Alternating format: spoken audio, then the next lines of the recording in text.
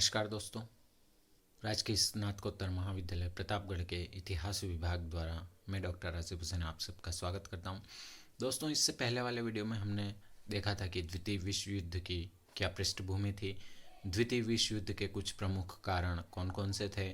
उसी क्रम में आइए देखते हैं कि द्वितीय विश्व युद्ध के अन्य और कौन से महत्वपूर्ण कारण रहे थे जिसने इस दुखांतिका या कह सकते हैं इस विभीषण या कह सकते हैं इस भीषण युद्ध को आहूत किया और उसमें क्या क्या हानियां हुई। आइए देखिए। राष्ट्रसंघ की असफलता।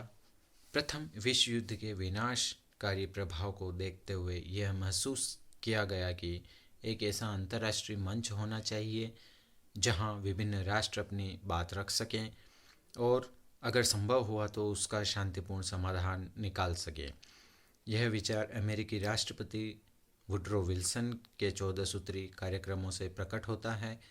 विल्सन के 14 सूत्री प्रस्ताव को पेरिस सम्मेलन में क्रियान्वित किया गया, जिसका परिणाम राष्ट्र संघ था।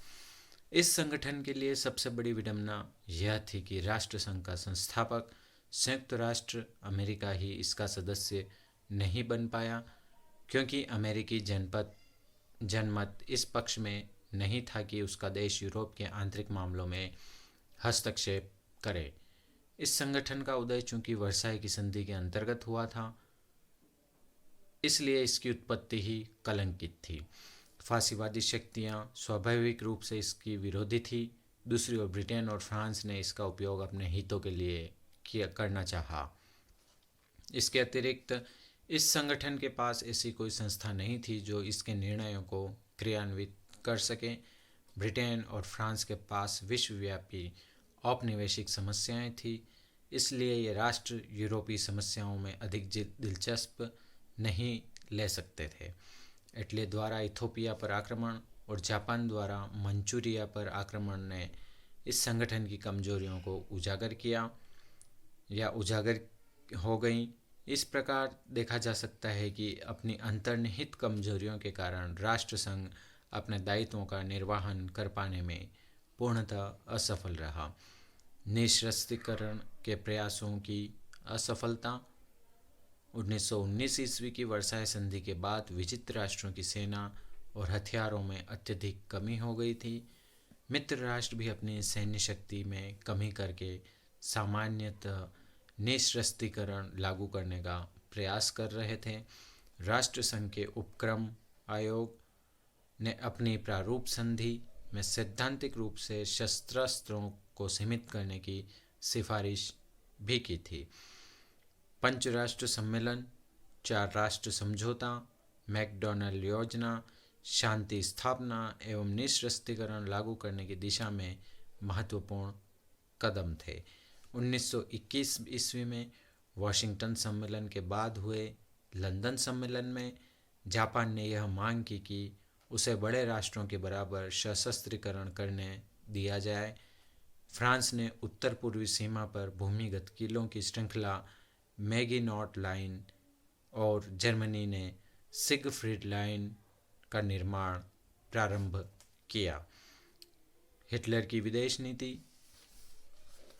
हिटलर ने स्पेन के गृह युद्ध में फासीवादी जनरल फ्रैंको को सहयोग देकर वहां गणतंत्रवादी सरकार को अपदस्थ कर दिया था। उसने साम्यवादियों के विरुद्ध 1936 ईस्वी में एंटी कॉमिंटर्न पैक्ट जापान से किया। इस प्रकार रोम, टोक्यो, बर्लिन धुरी का विकास हुआ। हिटलर का अगला कदम अल्पसंख्यक जातियों के असंतोष का लाभ उठाकर ऑस्ट्रिया एवं सुडेटेनलैंड, जो चेकोस्लोवाकिया का जर्मन बहुल औद्योगिक क्षेत्र था, पर अधिकार करना था। ब्रिटेन अपने तुष्टीकरण की नीति के तहत चेकोस्लोवाकिया के साथ किए जाने वाला अपमान देखता रहा। इसके बावजूद हिटलर की भूख मिटी नहीं और कुछ दिनों पश्चात उसने पूरे चेकोस्लोवाकिया पर अपना अधिकार कर लिया। युद्ध का तत्कालीन कारण। जर्मनी द्वारा पोलैंड पर आक्रमण करना युद्ध का तत्कालीन कारण बना, जिसके प्रत्युत्तर में मित्र राष्ट्रों ने जर्मनी के विरुद्ध युद्ध की घोषणा कर दी। 1 सितंबर 1939 ईस्वी को पोलैंड पर आक्रमण से युद्ध प्रारंभ हुआ। 3 सितंबर 1939 में जर्मनी पर फ्रांस एवं ब्रिटेन का आक्रमण हुआ। दिसंबर 1940 में पर्ल हार्बर पर आक्रमण हुआ।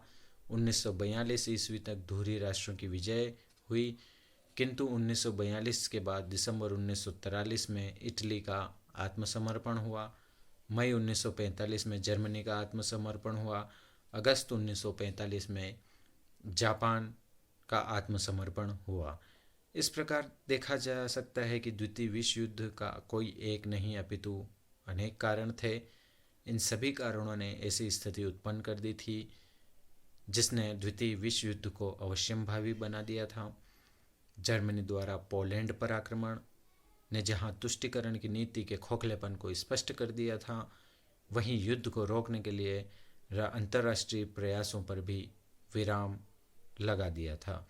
इस आक्रमण के साथ ही द्वितीय विश्व युद्ध का प्रारंभ हो गया था, जो अब तक का सबसे व्यापक और विनाशकारी युद्ध था। 9 अप्रैल 1940 ईस्वी को जर्मनी ने नॉर्वे और डेनमार्क पर आक्रमण किया और 3 हफ्तों में दोनों पर विजय प्राप्त कर ली। नॉर्वे में जर्मन आक्रमणकारियों की सहायता वहां के फांसीवादी पार्टी नेता क्विंजली ने की, जिसने जर्मन आधिपत्य के बाद एक कठपुतली सरकार बनाई। यही कारण है कि आज क्विंजली नाम का प्रयोग ही अपने देश पर आक्रमण करने वाले के साथ सहयोग करने वाले देशद्रोहियों के रूप में किया जाता है। हॉलैंड और बेल्जियम पर जर्मन आक्रमण। 10 मई 1940 ईस्वी को जर्मनी ने लग्जमबर्ग, बेल्जियम और हॉलैंड पर आक्रमण कर दिया तथा लग्जमबर्ग पर उसी दिन अधिकार कर लिया। जर्मनी का 5 दिन बाद हॉलैंड पर अधिकार हो गया तथा 28 मई 1940 को बेल्जियम ने आत्मसमर्पण कर दिया। यद्यपि बेल्जियम की सहायता के लिए ब्रिटिश सेनाएं भेजी गईं, किंतु वे स्वयं जर्मन सेनाओं के द्वारा घिर गई थी। ब्रिटिश सैनिक अधिकारियों ने अपने कुशल रण कौशल का परिचय दिया तथा अपनी अधिकांश सेना को सुरक्षित कर लिया। फ्रांस का आत्मसमर्पण। बेल्जियम पर आक्रमण करने का अर्थ ही था कि जर्मनी अब फ्रांस पर प्रहार करने की तैयारी कर रहा था, अतः फ्रांस ने अपने बचाव के लिए तैयारी आरंभ कर दी। 10 मई को हिटलर ने अपने पुराने शत्रु फ्रांस पर आक्रमण कर दिया। 16 मई 1940 को फ्रेंच, बेल्जियम और ब्रिटिश फौजें डायल की रेखा के सेशेल्ट की ओर पीछे हटने लगी। 17 मई 1940 को जर्मन सेनाओं ने फ्रांसीसी रक्षा पंक्ति को तोड़कर 60 मील के विस्तृत क्षेत्र पर अधिकार कर लिया, जिससे उत्तरी क्षेत्र में स्थित ब्रिटिश, बेल्जियम और फ्रेंच सेनाओं का दक्षिण की फ्रेंच सेनाओं से संबंध विच्छेद हो गया। फ्रांस तथा मित्र राष्ट्रों की स्थिति इस समय अत्यंत कमजोर हो गई थी। 19 मई को फ्रांस के मंत्रिमंडल में से कुछ महत्वपूर्ण परिवर्तन किए गए। मार्शल पेतो को उप प्रधानमंत्री बनाया गया और स्वयं प्रधानमंत्री रेना ने राष्ट्रीय सुरक्षा एवं युद्ध मंत्री का कार्य संभाला। इसी दिन जनरल गोमली के स्थान पर जनरल वेगाद को प्रधान सेनापति बनाया गया। वेगाद प्रथम विश्व युद्ध में मार्शल फौज के अधीन प्रधान सेनापति रह चुका था, किंतु 75 वर्ष की अवस्था में वह फ्रांस की रक्षा करने में असमर्थ था। 25 मई को सैन्य बोलोन और 27 मई को केलेस का पतन हो गया। जर्मन सेनाएं डंकर्क के बंदरगाह के करीब पहुंच गई। 28 मई 1940 को बेल्जियम के शासक लियोपोल्ड ने आत्मसमर्पण कर युद्ध समाप्ति की घोषणा कर दी। 5 जून 1940 को जर्मनी ने फ्रांस के विरुद्ध पुनः आक्रमण किया। जर्मन टैंकों और हवाई जहाज़ों के हमलों के सामने फ्रांस की सेनाएं अधिक समय तक नहीं टिक सकीं, अतः 10 जून को फ्रांस की सरकार पेरिस छोड़कर टूर्स चली गई। इटली का युद्ध में प्रवेश।